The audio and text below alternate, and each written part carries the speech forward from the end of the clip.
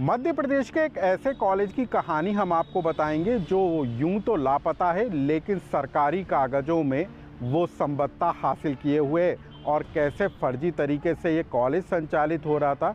जिस कॉलेज की बिल्डिंग नहीं, जिस कॉलेज का अस्तित्व नहीं, उसे कैसे विश्वविद्यालय के प्रोफेसर हर साल संबत्ता देने का काम कर रहे थे और कैसे कॉलेज फर्जी तरीके से स्कॉलरशिप लेने के साथ ही कई तरह की सरकारी सेवाएं लेने का काम कर रहा था।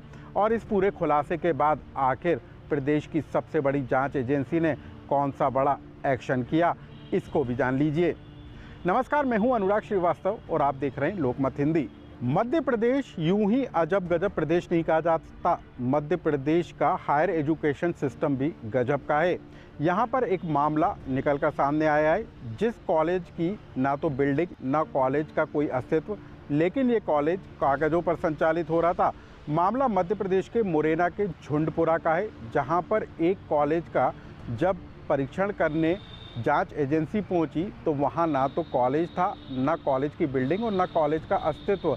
ऐसे में सवाल ये उठकर खड़ा हुआ कि जिस कॉलेज का अस्तित्व ही नहीं है, उस कॉलेज को आखिर कैसे विश्वविद्यालय की संबत्ता हासिल है और कैसे वो सरकारी योजनाओं का लाभ ले रहा था। कॉलेज कैसे फर्जी दस्तावेजों के आधार पर स्कॉलरशिप लेने के साथ ही सरकार को भी चूना लगाने का काम कर रहा था। इसका खुलासा तब हुआ जब शिकायत ईओडब्ल्यू तक पहुंची और आर्थिक अन्वेषण ब्यूरो यानी कि ईओडब्ल्यू ने इस पूरे मामले की जांच की, तो जो खुलासा हुआ उसे जानकर वो भी हैरान हो गई।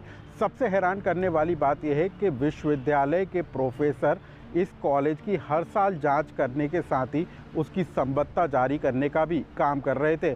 यानी कि जो कॉलेज ज़मीन पर था ही नहीं, उसे किस तरीके से मान्यता दी जा रही थी, ये जानकर खुद ईओडब्ल्यू जैसी एजेंसी भी हैरान हो गई। लेकिन उसके बाद ईओडब्ल्यू ने एक्शन लेना शुरू किया और जिवाजी विश्वविद्यालय ग्वालियर के कुलगुरु अविनाश तिवारी, राजस्थान बांसवाड़ा के कुलपति ठाकुर के साथ ही 17 लोगों पर एफआईआर दर्ज की गई। जिस कॉलेज की मान्यता नहीं थी, उस शिव शक्ति कॉलेज के खिलाफ भी एफआईआर दर्ज की गई और इस पूरे मामले को लेकर ईओडब्ल्यू ने 17 लोगों के खिलाफ एफआईआर दर्ज की है। लेकिन हैरान करने वाली बात यह है कि जिस कॉलेज के पास कुछ भी नहीं था, इंफ्रास्ट्रक्चर भी नहीं था, उस कॉलेज को कैसे हर साल निरीक्षण करने के बाद संबत्ता जारी की जा रही थी, इसको लेकर कई तरह के सवाल उठकर खड़े हुए हैं। लेकिन अब ईओडब्ल्यू ने इस पूरे मामले को लेकर एफआईआर दर्ज करने के साथ ही जांच शुरू कर दी है। लेकिन अब हम आपको बता दें कि इस पूरे मामले को लेकर जिवाजी विश्वविद्यालय ग्वालियर